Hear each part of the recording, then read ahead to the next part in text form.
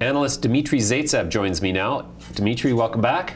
Happy to be here, James, as always. Dmitry, what is going on in your cannabis portfolio these days? Yeah, so I think last time we chatted 2 or 3 weeks ago, we were discussing how the US MSOs are the place to be. And just shortly after that, we had the Curaleaf news. So with them selling CBD products in CVS, and that sent the US space higher. I think it's very notable that the Canadian names, even though we've had such market strength with the US markets, they've been really lackluster. We had CannTrust miss their earnings, and there was quite a bloodbath from that. So lots happened last 2 weeks. So which were you able to expose yourself to the upside in Curaleaf? Yeah, so I actually, my core portfolio in terms of US MSOs are Ianthus, GTI, and Curaleaf. Those are sort of my core positions. I have some Acreage and some other, other MSOs, but those three are sort of my core for now. And so yeah, I was able to. You always wish you have more, of course. I wish I had more Curaleaf, but yeah, I was able to trade it. It was great. One trade that didn't work out so well was after the CannTrust earnings, for example. I tried to buy the dip there, so it dropped 10%. I said, hey, this looks really good. I looked through the transcripts and all that. It seemed pretty reasonable. Peter Osito is very conservative. He just sort of walked everyone through pretty reasonable assumptions, I thought. And I thought 10%, oh, that seems pretty good. That'll probably bounce back. Dip and flip, right? That's what we like to say. And I got in, and it's, I set very stringent rules for how I trade.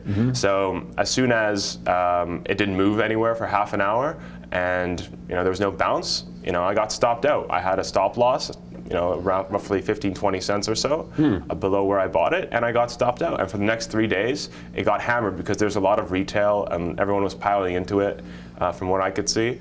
And they just got burnt, and so no one wanted to buy it. But it just goes to show, proper risk management, trade management is important. Right. Okay. So what about now? Like, where are you at now? I mean, I'm looking at this market, and it's looking kind of,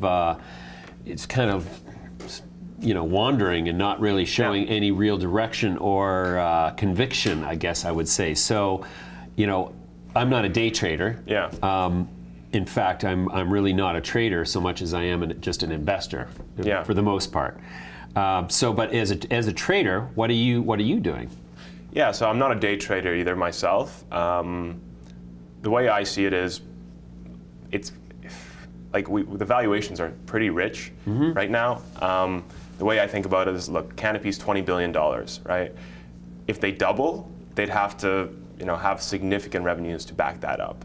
And I could find companies across the market, not even in cannabis, that I can probably think will double or triple in the next couple of years. So why am I looking over there? If you look at just the MSOs, right, the market's way larger that they're addressing, and their market caps are significantly smaller than a lot of these Canadian names. So what I think is happening is there's the summer doldrums.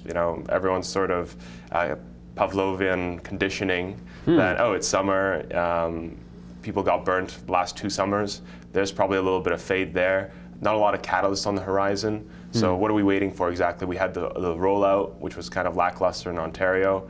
Some of the names we mentioned on this show, like Meta, right? National Access Cannabis has been doing well since we've spoken about it. Oh, okay. As an example. But yeah, there's really no catalyst. I guess we'll have some edible regulations coming out in the next couple of months, more firmly coming out. Yeah. What do you think is going to happen with the edibles? I mean, by way of preamble, I was at the highest volume dispensary in San Diego. It was called Urban Leaf. They did $43 million top line.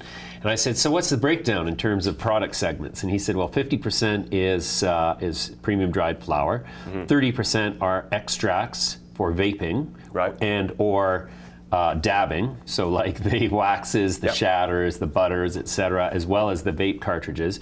And he said that only 15% was edibles and beverages. Yeah, and what percentage of that is beverages? Like from all the data that I've seen, beverages are a very small part of how cannabis is consumed in the US, where they have a very free market, it's vertically integrated. Like you can have your own brands, you can have, unlike in Canada where we don't have any branding, we don't have any edibles right now.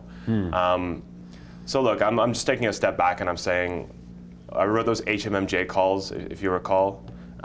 Those decayed a lot just because the general market has been, cannabis market has been sort of rolling over. Look, the S&P 500 has just been extremely strong, and the fact that these Canadian names haven't followed is concerning, because as soon as you have the China deal not work out or some kind of catalyst in the market that sends it lower, you're going to see these cannabis names lose a lot of air.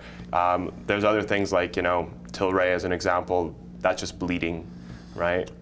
Because there's no catalyst. There's nothing to. Well, let's talk about Tilray for a second, because this is. I'm surprised at the extent of the bloodletting in Tilray, even though I was equally surprised by the valuation it achieved. Though I understood at the time, I thought, well, that valuation's based on the fact that nobody can sell any stock, and it's all wealthy insiders who are able to sell the stock, but they're not going to because they don't need to. So, well, they have been, right? The CEO has been selling a little bit. They've gone some options that they've sort of exercised and sold. Well, that's just it. So they have either advertently or inadvertently caused the problem they're now facing, because they've started to disclose sales, which gives everybody out there, I mean, it gives the shorts a telegraph saying, okay, there's now some stock you can borrow. There's more stock in the system to borrow, so the cost of borrowing is going to be cheaper. And it also tells the investor crowd, who are the longer term holders, that management maybe isn't as committed to the long term as they originally telegraphed. So those are the messages they're sending, either inadvertently or overtly. I'm not sure. One could argue that they might feel that they've gotten overvalued, and that doesn't serve a capital structure in the long term any more than does it being undervalued. So we'll see. I think them selling just a couple of percent is not really a big deal. If you're a successful CEO and you have all this stock, you're going to want to get some liquidity. I totally understand that. Live life, taxes, other issues like that. With Tilray and just cannabis stocks in general, I think a lot of retail investors have recency bias. So they look back and they say, wow, this stock was $300. It could be $300 again. Recency bias, I like that. Yeah, That's recency. a new term for me. So you look back at how this, and I mean technicals and all that is based on that in a sense, right? Because people say, oh look, before when it went to this price, it bounced back, so this is a good place for me to buy. So people look at it, when it IPO'd on the NASDAQ, it was at $24, $25, something like that, and I did like a rough valuation on it, and it was still really overvalued at that price. And I mean, they do have those JVs and deals that they've had. They've raised $500 million on those convertible notes. I'm surprised anyone bought those. Good for the Tilray, they killed it. But other than that, why should I buy it? Right. What's the point? The financial results have not yet been any reason to. I'd say in any cannabis company right now, the financial results are really unimpressive. Right. I think the U.S. companies are richly valued, but I think there's room for them to actually grow. There's a ramp. Right. But if you do the math, just assume 10 to 15 times EV/EBITDA, which is like a longer term multiple for a lot of these beverage, tobacco, whatever companies, and you assume 20 to 40% EBITDA margins, you can sort of back out what kind of revenue numbers are needed to justify just these valuations, right? Just today's valuations. And where is that revenue going to come from? It's not really going to come from the U.S. for these Canadian names, because they're losing first mover advantage in terms of CBD there, right? Like look, Curaleaf's already there, Charlotte's Web's are already there. International markets, there's really nothing happening, and you have a bunch of local players like Chiron, Farmaciello, Avicana.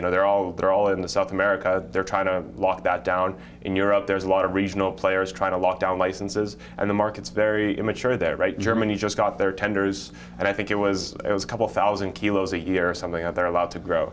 And so while that is a real market and it's fertile, it might take a lot longer than some investors will have patience to wait for. Sure.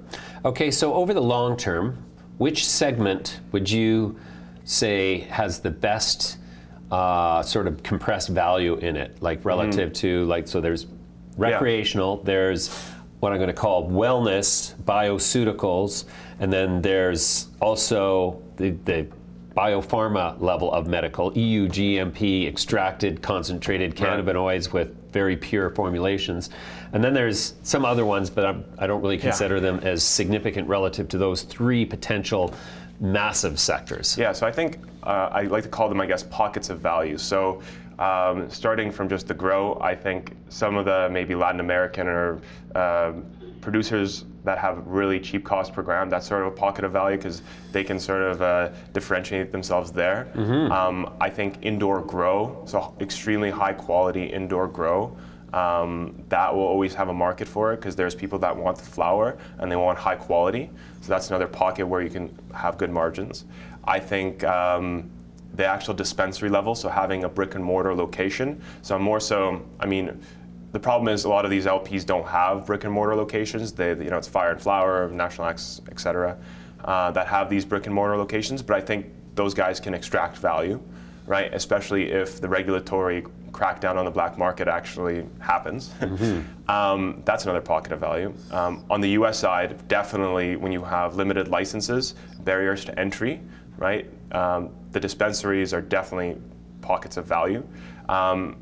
The medical, so if you have DINs and all those other things, actual formulations that are, you know, dosed properly and they're accepted by the medical community, that can have really large margins. And I think brands as well. I think real brands, which we don't have in Canada, except the black market, right? We really have the only brands there. But in the US, I think brands are going to be able to extract the margin because you know, if you know Curaleaf or you know Charlotte's Web and you know their product, you're going to buy it over some generic thing that, you know, some other generic thing, because, you know, this is an important thing. It's going into your body, right? You want to know that you trust the provider of that. You bet.